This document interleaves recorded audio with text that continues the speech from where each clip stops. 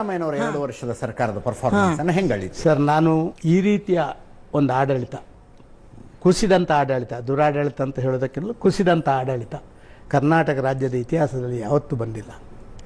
ತಮ್ಮದೇ ಪಕ್ಷಕ್ಕೆ ಬೇಕಾಗಿ, ತಮ್ಮದೇ ಸ್ವಾರ್ಥಕ್ಕೆ ಬೇಕಾಗಿ ಇಡೀ ರಾಜ್ಯದ ಹಿತಾಸಕ್ತಿಯನ್ನು ಬಲಿ ಕೊಡುವಂಥ ಒಂದು ಆಡಳಿತ ಇವತ್ತು ನಡೀತಾ ಇರುವಂಥದ್ದು ನಾವು ನೋಡ್ತೇವೆ. ಅದು ಕರಪ್ಷನ್ನಿಂದ ಹಿಡಿದು ಮತ್ತೊಂದರ ಹಿಡಿದು ಎಕ್ಸೈಸ್ ಕಾಂಟ್ರಾಕ್ಟ್ರು, ಸಾಧಾರಣವಾಗಿ ಎಕ್ಸೈಸ್ ಕಾಂಟ್ರಾಕ್ಟ್ರ್ ಕಂಪ್ಲೇಂಟ್ ಮಾಡಲ್ಲ. ಯಾಕೆ ಮಾಡಲ್ಲ ಅಂತ ಹೇಳಿದರೆ ಅವನಿಗೆ ಮುಂದೆ ತಾಪತ್ರೆ, ಅಧಿಕಾರಿಗಳನ್ನು ಕಳಿಸಿ ಅವನ ಬಾರ್ ಬಂದ್ ಮಾಡುವಂಥದ್ದು ಮಾಡು. ಅವರಿಂದ ಹಿಡಿದು 700 ಕೋಟಿ ಹಗರಣದಿಂದ ಹಿಡಿದು ವಕ್ಫ್ ಗಿಫ್ಟ್, ಮೂಡ, ನಮ್ಮ ವಾಲ್ಮೀಕಿ, ಇದೆಲ್ಲವೂ ಕೂಡ ನಾವು ನೋಡ್ತಾ ಇದ್ದೇವೆ. ಒಂದು ಸಾರ್ವಜನಿಕರಿಗೆ ಎಲ್ಲ ಕಡೆಗಳಲ್ಲಿ ನೋಡಿದಾಗಲೂ ಕೂಡ ಎಲ್ಲ ಲೂಟಿಕೋರರ ದಂಧೆಕೋರ ಮಾಡುವಂಥ, ಆ ದಂಧೆ ಮಾಡುವಂಥ ವ್ಯವಸ್ಥೆಯಿಂದ ಸೇರಿದಂಥ ಒಂದು ಆಡಳಿತ. ಕೊಟ್ಟ ಮಾತಿನಂತೆ ನಡೆದಿದ್ದಾರೆ ಸರ್ ಅವರು. 5 ಗ್ಯಾರಂಟಿಗಳನ್ನು ಕೊಡ್ತೀನಿ ಸರ್. ಮೊದಲನೇ ಸಂಪುಟದಲ್ಲಿ 4 ಗ್ಯಾರಂಟಿಗಳನ್ನು ತಾತ್ವಿಕ ಒಪ್ಪಿಗೆ ಕೊಟ್ಟು ನಾನು ನಿಮಗೆ ಹೇಳಲಿಕ್ಕೆ ಇಷ್ಟಪಡ್ತೇನೆ.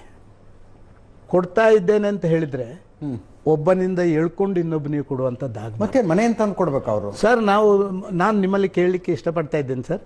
ರಿಸೋರ್ಸ್ ಮೊಬಿಲೈಸೇಷನ್ನ ಬಗ್ಗೆ ಕಳೆದ 2 ವರ್ಷದ ಅವಧಿಯಲ್ಲಿ ಒಂದು ಕಡೆ ಅವರು ಮಾತಾಡಿದಾರ ಸರ್? ಗುಂಡು ಮುಚ್ಚಲಿಲ್ಲ ಅಂತೇಳಿ ಕಾಂಗ್ರೆಸ್ನ MLAಗಳು ರಾಜೀನಾಮೆ ಕೊಡ್ತೇನೆ, ನಾನು ಇದೇ ರೀತಿ ಆದರೆ ನಾನು ಹೆಂಗೆ ಮಾಡ್ಕೊಳ್ಬೇಕಾಗುತ್ತೆ ಅಂತ ಹೇಳುವಂಥ ಕಾಂಗ್ರೆಸ್ MLA ಹೇಳುವಲ್ಲಿವರೆಗೆ ಆಡಳಿತ ಕುಸಿದಿದೆ ಅಂತ ಹೇಳಿದರೆ, ರಿಸೋರ್ಸ್ ಮೊಬಿಲೈಸೇಷನ್ ಮಾಡದೆ ಭರವಸೆಗಳನ್ನು ಈಡೇರಿಸೋದು ದೊಡ್ಡ ಸಂಗತಿ ಅಲ್ಲ sir. Resource mobilisation one of the primary, ಒಂದು ಯಾವುದೇ ಅಡ್ಮಿನಿಸ್ಟ್ರೇಷನ್ದು ಅದರ ಇಂಪಾರ್ಟೆಂಟ್ ಸಂಗತಿಗಳು ಎಲ್ಲ.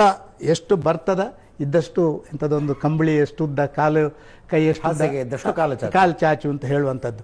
ಅದನ್ನು ಬಿಟ್ಟು ಎಲ್ಲವನ್ನ ಕೊಡ್ತೇವೆ ಅಂತ ಹೇಳಿ ಅದನ್ನೆಲ್ಲ ಕೊಡ್ತಾರೆ. ಇಲ್ಲಿ ಸಾರ್ವಜನಿಕರಿಗೆ ಬೇಕಾದ ಸೌಲಭ್ಯಗಳೇ ಅವರು ಹೇಳಿದಂಗೆ, ಮೇಡಮ್ ಹೇಳಿದಂಗೆ ಎಲ್ಲಿಯೂ ಲಭ್ಯ ಇಲ್ಲ ಅಂತ ಹೇಳಿದರೆ ಏನು ಅಂತ ಆಗಬೇಕು ಸರ್ ಇವತ್ತು ಪರಿಸ್ಥಿತಿ? ಆದ ಕಾರಣ ಕೊಡಬೇಕು, ಬಡವರಿಗೆ ಕೊಡಬೇಕು, ಬಡತನದಿಂದ ಎಲ್ಲರನ್ನು ಹೊರಗೆ ತರಬೇಕು.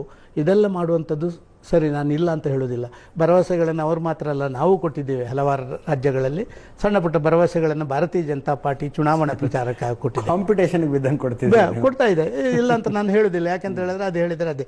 ಆದರೆ ಅದಕ್ಕೆ ಸರಿಯಾದ ರೀತಿಯಲ್ಲಿ ಆ ಕಡೆಯಿಂದಲೂ ಕೂಡ 10 ರೂಪಾಯಿ ಕಲೆಕ್ಷನ್ ಮಾಡಬೇಕು, ರಸ್ತೆಯಲ್ಲಿ ಹೊಂಡ ಮುಚ್ಚುವುದರಿಂದ ಹಿಡಿದು ಸಾರ್ವಜನಿಕ ವಲಯದಲ್ಲಿ ನಡೆಯುವಂಥ ಬೇರೆ ಬೇರೆ ಎಲ್ಲದಕ್ಕೂ ಕೊಡಬೇಕು. ಅದನ್ನು ಬಿಟ್ಟು ಇದನ್ನೆಲ್ಲ ಬಿಟ್ಟು ಒಂದೇ ಕಡೆ ನಾವು ಹೇಳಿದ್ದನ್ನು ಉಳಿಸ್ಕೊಂಡಿದ್ದೇವೆ, ನುಡಿದಂತೆ ನಡೆದ ಸರ್ಕಾರ ಅಂತ ಹೇಳಿದ ಕೂಡಲೇ ಏನಾಗೋದಿಲ್ಲ. ನುಡಿದಂತೆ ನಡೆದದ್ದು ನಿಮ್ಮ ಊರೆಲ್ಲ ಉದ್ಧಾರ ಮಾಡ್ತೇವೆ ಅಂತ ಹೇಳಿದ್ದಾರೆ. ಇವತ್ತು ಊರು ಉದ್ಧಾರ ಮಾಡಿದರೆ ಇವರು? ನಾನು ಅದನ್ನು ಒಪ್ಕೊಳ್ತಾನೆ ಇಲ್ಲ. ಆಡಳಿತ ವ್ಯವಸ್ಥೆ ಸಂಪೂರ್ಣ ಕುಸಿದೆ. Law and order situation primary duty ಇದು, ಬಟ್ ಏನೇನೋ ಆಗ್ತಿದೆ ಸರ್. ನೀವು ನೋಡಿ ಸರ್, ನಿಜ, ನಾನು ಅದನ್ನು ನೀವು ಹೇಳಿದ್ದನ್ನು ಒಪ್ಕೊಳ್ಳಿ.